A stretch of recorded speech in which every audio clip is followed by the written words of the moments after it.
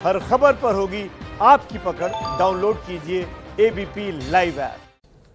स्वागत है आपका एबीपी न्यूज पर। दोपहर के 12:30 बज रहे हैं और अब से आधे घंटे बाद महाराष्ट्र के मुख्यमंत्री उद्धव ठाकरे जनता से बात करेंगे। मतलब कंगना रनौत और शिवसेना के पूरे बवाल पर उद्धव ठाकरे पहली बार कुछ बोल सकते हैं।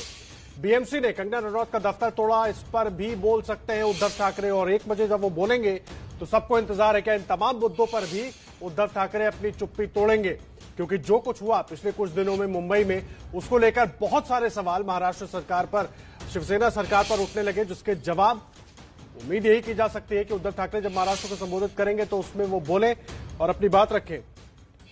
और मनोज वर्मा और मृत्युंजय सिंह हमारे साथ जुड़े हुए। मृत्युंजय, केवल आधे घंटे का वक्त बचा है, उसके बाद उद्धव ठाकरे महाराष्ट्र को संबोधित करेंगे। कुछ जानकारी लग पाई है? किन किन मुद्दों पर बात करेंगे? जो कुछ पिछले दिनों हुआ उसका जिक्र करेंगे क्या? जी बिल्कुल, देखिए आधे घंटे का समय और है और डिजिटल माध्यम से उद्धव ठाकरे संबोधित करेंगे। ये संबोधन मराठी में होगा और हम एबीपी न्यूज के दर्शकों को उस मराठी का हिंदी अनुवाद भी जरूर सुनाएंगे। लेकिन आपको बता दें कि क्या कहेंगे उद्धव ठाकरे, ये बड़ा सवाल है, क्योंकि पिछले लंबे समय से उद्धव ठाकरे ने कोई बात नहीं रखी है। एक जो उनका आखिरी बयान था वो महाराष्ट्र के विधानसभा में आया था। महाराष्ट्र की विधानसभा में उन्होंने कई विषयों पर बात तो नहीं की, लेकिन एक जो वाक्य उन्होंने कहा था कि कुछ लोग मुंबई में आते हैं, नाम कमाते हैं, शोहरत कमाते हैं, लेकिन मुंबई का ऋण नहीं चुकाते हैं। तो ये कहीं न कहीं एक टिप्पणी थी जो सीधे तौर पर नाम लेकर नहीं की गई थी। लेकिन देखिए उद्धव ठाकरे क्या हालिया जो घटनाएं हुई उस पर अपनी जुबान खोलेंगे।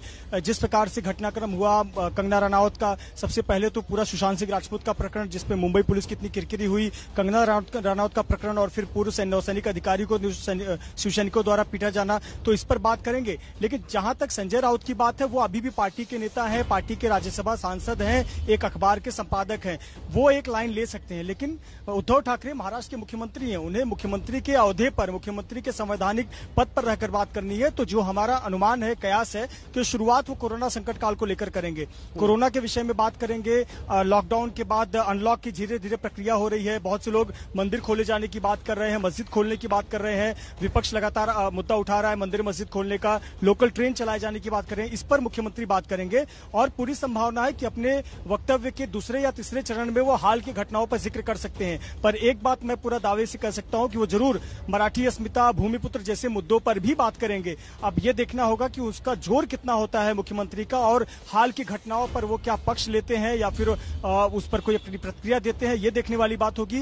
क्या इसे जस्टिफाई करते हैं, जिस प्रकार से शिवसैनिकों ने एक बुजुर्ग को अपमानित कर मारा, या जिस प्रकार से महज 24 घंटे के भीतर एक अभिनेत्री का, जानी मानी अभिनेत्री का, एक मुंबई में जान पहचान कर एक मुंबई का नाम, देश का नाम रोशन करने वाली अभिनेत्री का घर तोड़े जाने का मामला हो, या सुशांत सिंह राजपूत प्रकरण में मुंबई पुलिस की किरकिरी हो, केस को आगे न जांच करने का मामला हो। ये तमाम विषय हैं जिस पर क्या उद्धव ठाकरे बोलेंगे, इस पर हमारी नजर रहेगी। पर निश्चित तौर पर न केवल हम बल्कि पूरा महाराष्ट्र ही सुनेगा, देश भी सुनेगा कि उद्धव ठाकरे एक लंबे अरसे के बाद अपनी चुप्पी तोड़ रहे हैं, तो अपनी क्या क्या बातें अपने वक्तव्यों रखते हैं। जी अपना मृत्युंजय, मनोज वर्मा भी जुड़े हैं। मनोज वर्मा, अब से कुछ देर में उद्धव ठाकरे चुप्पी तोड़ेंगे, वो महाराष्ट्र को संबोधित करेंगे और शाम को 4:30 बजे कंगना को मिलना है राज्यपाल से। जब वो वहां पर पहुंचेंगी वो भी अपनी बात रखेंगी।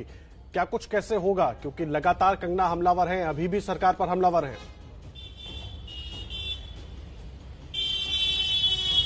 बिल्कुल, देखिए आदर्श, आपको बताना चाहूंगा कि कंगना जो है लगातार हमलावर है, लगातार तीखी नोकझोंक जो है वो महाराष्ट्र सरकार के साथ कंगना की लगातार चल रही है, कभी ट्विटर के माध्यम से तो कभी वीडियो संदेश के माध्यम से। और जिस तरीके से कंगना के साथ हुआ है, और आज 1 बजे जब मुख्यमंत्री जब अपनी चुप्पी तोड़ेंगे और वो कुछ जनता को संबोधित करेंगे, तो पूरे महाराष्ट्र की नजरें उस बयान के ऊपर है कि आखिरकार उद्धव ठाकरे बोलने क्या वाले हैं, इन घटनाओं के बारे में कहने क्या वाले हैं। हालांकि जैसा कि मृत्युंजय ने बताया कि पहले वो कोरोना को लेकर ही बात करेंगे, अर्थव्यवस्था को लेकर बात करेंगे, लेकिन जब वो इन मुद्दों पर आएंगे, जैसा कि पूर्व नौसैनिक का मामला हो, उनकी पिटाई का मामला हो, या फिर कंगना का मामला हो, बीएमसी ने उनका जो दफ्तर तोड़ दिया था, उन मुद्दों पर जब बात करेंगे उद्धव ठाकरे, तो वो क्या बात करेंगे, किस तरीके से बात करेंगे, पूरी जनता को इंतजार है। पूरी महाराष्ट्र की जनता जानना चाहती है कि आखिरकार जो राज्य है उसमें चल क्या रहा है। एक जो पक्ष है वो कंगना की तरफ भी है, जो लोग यहाँ पर इकट्ठा हुए थे कंगना की तरफ से इकट्ठा हुए थे, और उन्होंने बड़ी ही निंदा की इस प्रकरण की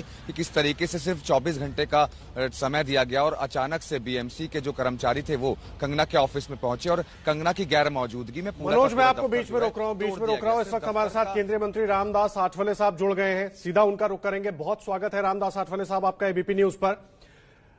मुझे ये बताइए, महाराष्ट्र में इस तरह के हालात क्यों बने हुए हैं? आज आप मदन शर्मा जी से मिलकर भी निकले हैं, क्या कुछ आपने उनको आश्वासन दिया, क्या बात हुई?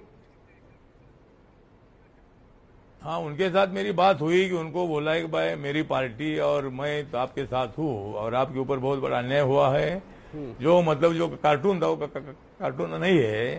ये उद्धव जी हाथ जोड़कर खड़े हैं और एक फोटो सोनिया गांधी का है, एक फोटो शरद पवार का है और वो मतलब नमस्कार करते करते मातोश्री और पिताश्री इसी तरह का कार्टून भी नहीं, पूरी फोटो है।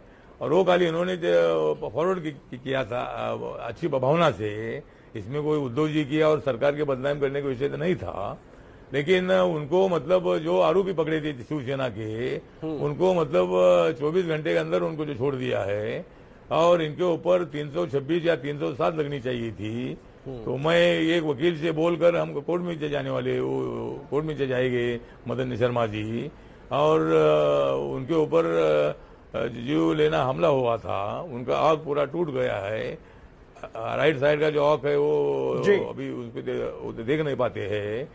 तो आज मैंने डॉक्टर लाने जी जो एक्सपर्ट अपने आई स्पेशलिस्ट है उनसे भी मैंने बात की है और कल उनके पास हो मैं उनको भेजने वाला हूँ। मैं तो आज दिल्ली में आ रहा हूँ आज कल के अधिवेशन के लिए। साहब तो मतलब उनको मैंने ये भी आश्वासन दिया है कि अमित शाह जी को मिलकर आपको Y+ सिक्योरिटी जो है, आप एक नेवी के ऑफिसर थे, आप कई साल मुंबई में रहे हैं और इसीलिए आप मुंबई कर है और आपको भी सिक्योरिटी मिलनी जिस तरह का कंगना को सिक्योरिटी मिली है साहब। लेकिन शिवसेना उनको मुंबई का समझ कहा रही है, शिवसेना उनको मुंबई का समझ कहा रही है। नहीं तो इस तरह से जो शिवसैनिक है, जो कार्यकर्ता है शिवसेना के, वो इस तरह से पिटाई करते क्या एक कार्टून शेयर करने पर?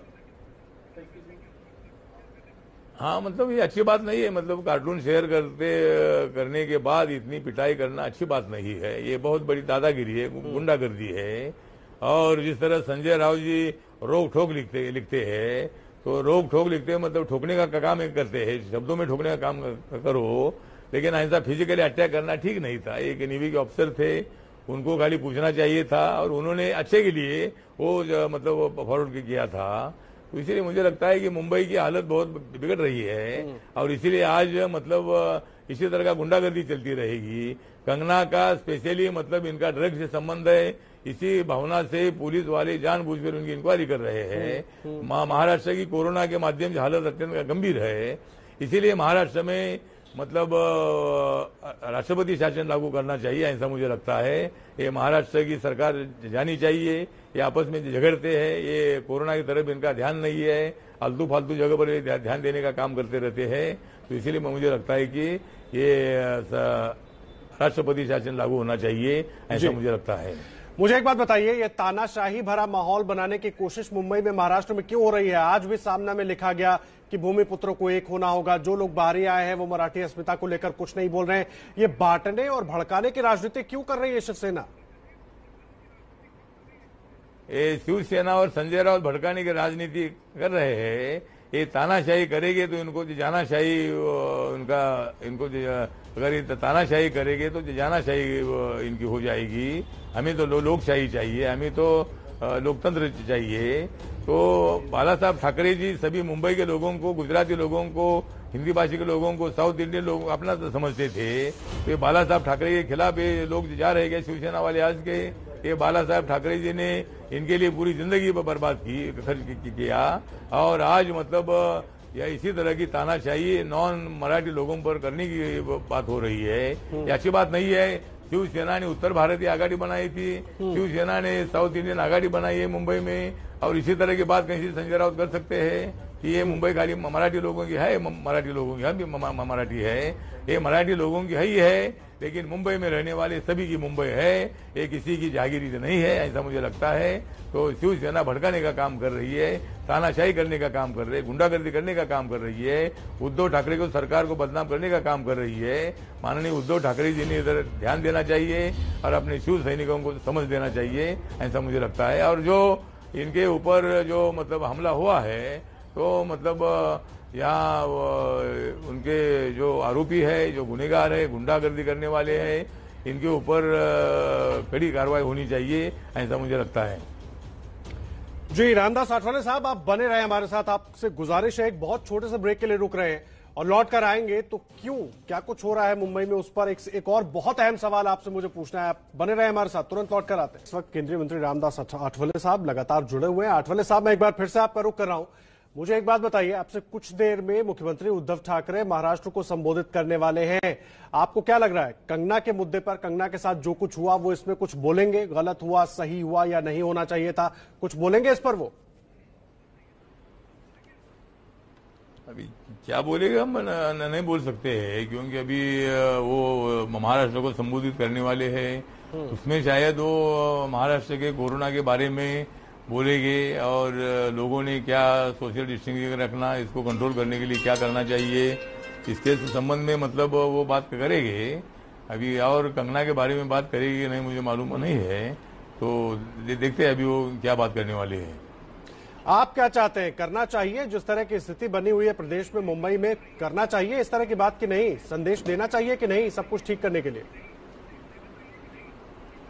अभी वो तो संदेश तो अभी महाराष्ट्र सरकार तो उनको चक्कर में अटकाने की कोशिश कर रहा है। महाराष्ट्र सरकार ने मतलब ड्रग के मामले में उन्होंने मतलब बात की, इसीलिए मतलब ड्रग में रिया चक्रवर्ती, उनके भाई और 3-4 लोग पकड़े गए हैं और भी उनके पास कई नाम है, और वो जो नाम है वो नाम जो है तो वो भी बताने वाली है। तो इसीलिए मुझे लगता है कि जानबूझकर माननीय अनिल देशमुख जी जो गृह मंत्री है, माननीय उद्धव ठाकरे जी की सरकार है, ये सरकार जानबूझकर कंगना को तकलीफ देने के लिए, उनको फंसाने के लिए, उनकी इंक्वायरी ड्रग के साथ उनके संबंध है क्या इसके बारे में कुछ गलत इंक्वायरी कर रहे हैं। तो मुझे लगता है कि ये बात अच्छी नहीं है। महाराष्ट्र सरकार तानाशाही जैसा बर्ताव कर रही है, हिटलर शाही जैसा बर्ताव कर रही है, और जिस तरह मतलब हमारे मदन शर्मा जी उनके ऊपर भी शिवसैनिकों ने हमला किया था, तो इसी तरह मतलब जो बातें हो रही है अच्छी बात नहीं है। और अगर ऐसा महाराष्ट्र सरकार चलती रहेगी, ये कोरोना को मतलब कोरोना को कंट्रोल करने में ये सरकार असफल हुई है। इसलिए मुझे लगता है कि महाराष्ट्र में राष्ट्रपति शासन लागू करना चाहिए, ऐसा मुझे लगता है। राष्ट्रपति शासन लागू करना चाहिए, ये आपने पहले भी मांग उठाई थी। आप बने रहे हमारे साथ, आपसे गुजारिश है, लेकिन गुजारिश एक और भी है, एक छोटे से ब्रेक के लिए रुक रहे हैं, लौट कर आएंगे तो मैं चाहता हूं कि महाराष्ट्र सरकार और जो मुंबई की स्थिति है उस पर आप 2 लाइनें जरूर बोले। स्वागत है आपका, सीधा रुख मुंबई का करेंगे जहां से केंद्रीय मंत्री रामदास आठवले साहब हमारे साथ जुड़े हुए हैं। आठवले साहब, पूरी बातचीत हमने की, लेकिन बस आपसे गुजारिश है कि आप अपने जो खास अंदाज है उसमें 2 लाइनें जरूर महाराष्ट्र में जो स्थिति बनी हुई है उस पर कहें। हाँ, तो मतलब अभी महाराष्ट्र में जो मतलब स्थिति अत्यंत गंभीर बनती जा रही है।